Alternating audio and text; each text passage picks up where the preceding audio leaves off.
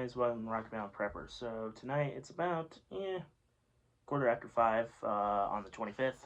I just wanted to talk about a little bit about the California wildfires and communications in it. It's been about 2 weeks since they kicked off, and I just wanted to talk about what I've seen happen in the news and from people that I know down there and kind of what's going on. So fires popped off, cell towers went to crap, nobody could talk to nobody, and that's what I'm going to talk about tonight is having backup options. Your backup option can be as simple as a radio from Walmart, or you can be as crazy as I get with some things. It all depends on what you want to do. So I'm going to talk about what the options are, what you can do, and how to do it. So first things first, let's do the license-free radios. So first off, I have a CB here. This is a Realistic TRC 434 base station, 40 channels AM, no sideband. Sideband is pretty interesting, but I'm not going to talk too much about it. If you know what sideband is, great. If not, don't stress over it. It can be a headache. So that's a option that you can do. Out here in the boonies, I was able to get about 5 miles before there was too much interference from skip and people running amplifiers. So that's an option you can use out in the middle of nowhere. But if you're in the city, you might want to do something where you can hear it a little better, where the audio is a little bit better. That's where you would go with MURS or the FRS/GMRS radios.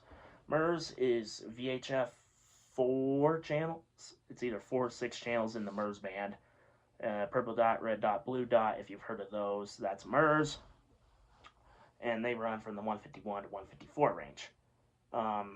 Walmart and Sam's Club radios are primarily MURS, so you can kind of get an idea of what that is. And then FRS, Family Radio Services, is in the UHF band 462 to 467 megahertz, so a little higher in frequency, a little bit better audio sounding. Those work way better in the city than VHF or CB. However, CB and VHF is going to work way better out in the hills, out in the country, as far as I've noticed. And so CB, you're limited to 4 watts. However, bigger bandwidth or bigger RF pattern. And VHF on MURS, you're limited to 2 watts. FRS, you're limited to 2 watts or half a watt, depending on what channel you're on. And then GMRS is a licensed frequency spectrum or licensed frequency group, whatever you want to call it. It is a $35 fee, and it's good for 10 years. You and your immediate family can use it. However, that does not mean that you can just give it out to your neighbors and have them just have at it. I'll put a link to the FCC website in the description of this video. So if anybody who's interested in getting on GMRS can go do that. And with GMRS, channel 17 through 22, you get repeater access. So a repeater is basically what it sounds like. It repeats your transmission. You have to be in range of this repeater to work. However, your radio is not just limited to that. You can do simplex operations, which is radio to radio, line of sight, whatever you want to call it. And then ham radio is a little bit more in depth. Ham radio has everything from below broadcast AM frequencies all the way up to Wi-Fi frequencies. We have little chunks all over the place. What most people would primarily use is 2 meter 440 or 70 centimeters. That's for your local stuff. If you were to talk just a little further distance, like a couple states away, you might switch to HF, or around the world, you'll go to HF. This here is a BK EMH 5990A from the 80s, 90s era.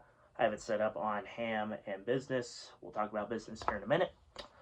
But for the ham stuff, it's kind of your budget is your limit. Same thing with the rest of these radios.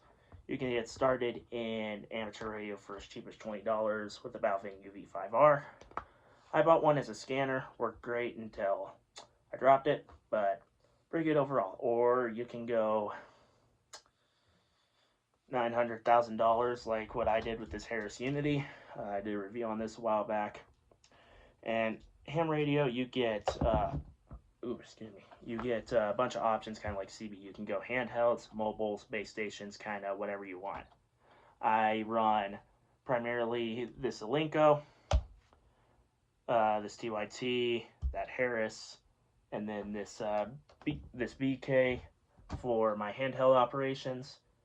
And then for my mobile operations, I have the mobile version of the Harris. I have a Yaesu 200, which is still on the loaner from a friend. And I have quite a bunch of random miscellaneous things. I have some old Motorola's that I could set up for him if needed. So it's kind of, your budget is your limit on all of this. So just kind of look at your budget, just decide what you want to do, who all you want to be able to communicate with. So GMRS would be good for family to family. CB or FRS would be good for your communities, your areas, whatever. Or if you and your group want to go above and beyond, you can all get your ham licenses, and that gives you a bunch more options. Or if you're fortunate enough to be under a business license, let's say someone in your community has their own private business license, and they are in charge of deciding who gets to use those channels or those frequencies. The FCC assigns them to said person. Said person is like people A, B, and C can be on it in areas 1, 2, and 3. So it's kind of a take your options, see what you have, and go from there. So yeah, that RMP out.